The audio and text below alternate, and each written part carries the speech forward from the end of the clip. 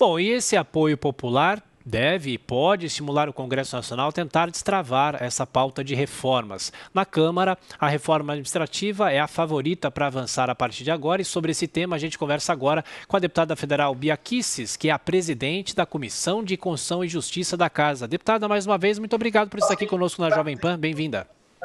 Bom dia a todos os ouvintes. Deputada, a senhora inclusive tem uma reunião com o relator da reforma administrativa. Eu pergunto, o que vai ser decisivo para que dessa vez, finalmente, a reforma administrativa saia do papel? E claro, já pensando também na reforma tributária, porque não? A Jovem Pan tem uma campanha, o Brasil não pode mais esperar. E, aliás, há 30 anos a gente ouve falar em reforma tributária e nada muda, não é, deputada?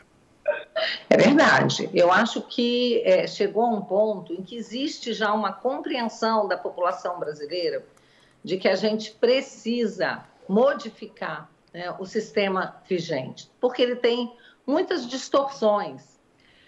Esse sistema que nós temos hoje do funcionalismo público, ele funcionou durante muito tempo, mas diante da modernização, né, das relações de trabalho, novas carreiras que surgem, outras carreiras vão ficando obsoletas, e também o fato da máquina pública ser tão custosa para toda a população. Eu creio que nós estamos nesse momento em que precisamos fazer essa reforma e que existe, como a pesquisa mostrou, um forte apoio popular. Bom, agora a pergunta de Diogo Schelp. Diogo. Deputada, bom dia. Deputada, se tudo der certo na sua previsão, quando será possível aprovar essa reforma administrativa? Quando que os brasileiros podem esperar que essa reforma esteja aprovada?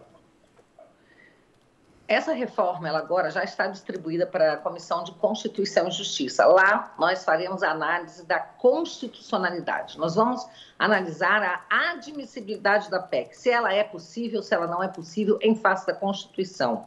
Porque, às vezes, você se propõe uma alteração que fere uma cláusula pétrea, algo daquilo que a Constituição diz que não pode ser alterado de forma alguma. Então, nesses casos, a CCJ terá que julgar inconstitucional essa parte da PEC. Isso é um exemplo aqui que eu estou dando, por exemplo, uma cláusula que mandasse reduzir os salários dos servidores, não é? Isso não é possível porque a Constituição prevê a irredutibilidade de salário. Mas tem muita coisa que pode e deve ser alterado. Nós vamos fazer primeiro o exame da constitucionalidade. Uma vez aprovada pela CCJ, a proposta irá para uma comissão especial. Lá, a sociedade, por intermédio dos seus representantes, terá a oportunidade de debater o mérito dessa PEC. Não é? E certamente o parlamento irá apresentar emendas. Tudo isso será discutido e depois levado a plenário. Por se tratar de uma PEC, precisa ser aprovado em 2 turnos com quórum qualificado pelas 2 casas. Nós temos pressa, como disse a campanha aí, que vocês acabaram de passar, que eu escutei, o Brasil tem pressa. E digo mais, para fazermos uma reforma tributária sem que haja aumento, incremento de tributo para a população, é preciso enxugar a máquina. Se não fizermos isso, fica muito difícil você fazer qualquer reforma sem repasse. E se há uma coisa que o governo Bolsonaro não vai fazer, é aumento de tributo. Eu acredito que na CCJ a gente consiga aprovar essa PEC em 1 mês, no máximo 45 dias. Eu espero que o tempo mais breve possível, mas a gente não tem como controlar, não é? Os membros da comissão, com pedido de vista e esse tipo de coisa.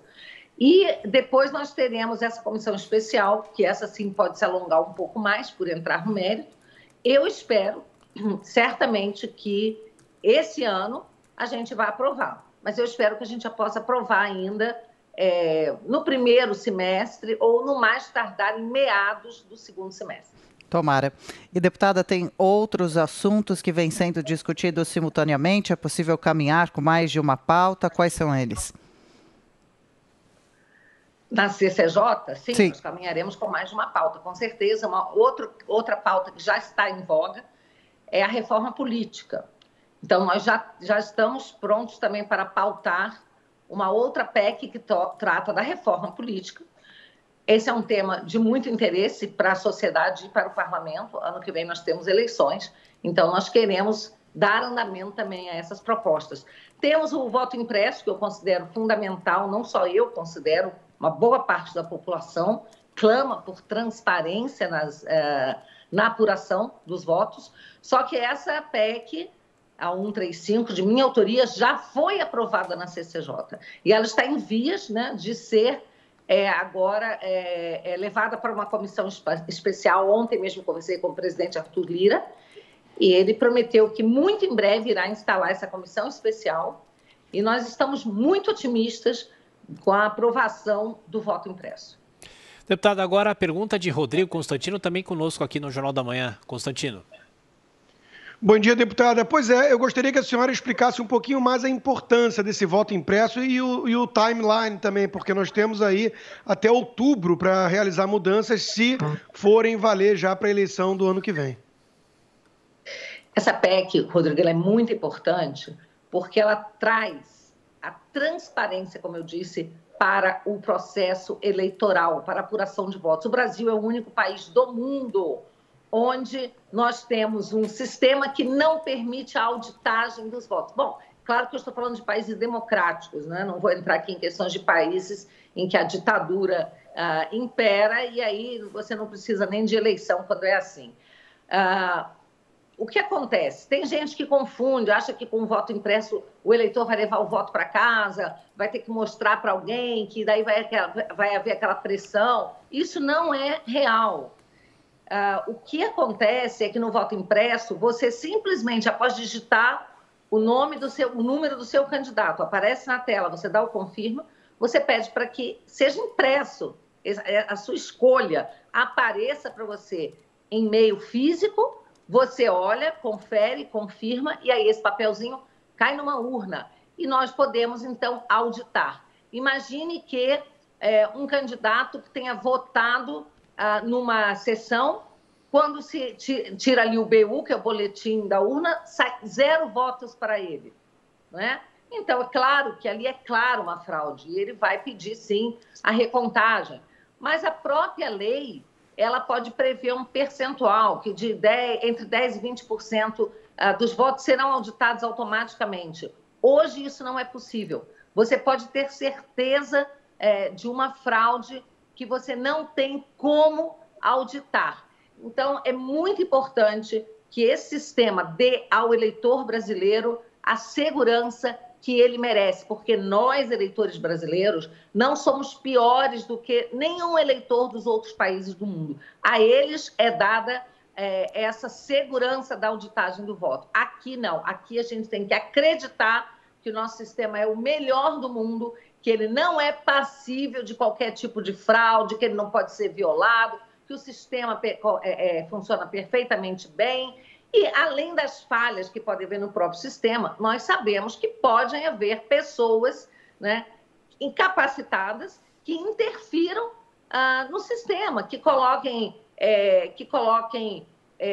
qualquer tipo de armadilha, né, que vá a cada 2 votos que você dá para um eleitor, um vai para um candidato, vai para outro. Tudo é possível no segredo da urna. Então, é preciso que a gente traga transparência, porque esse é um princípio constitucional.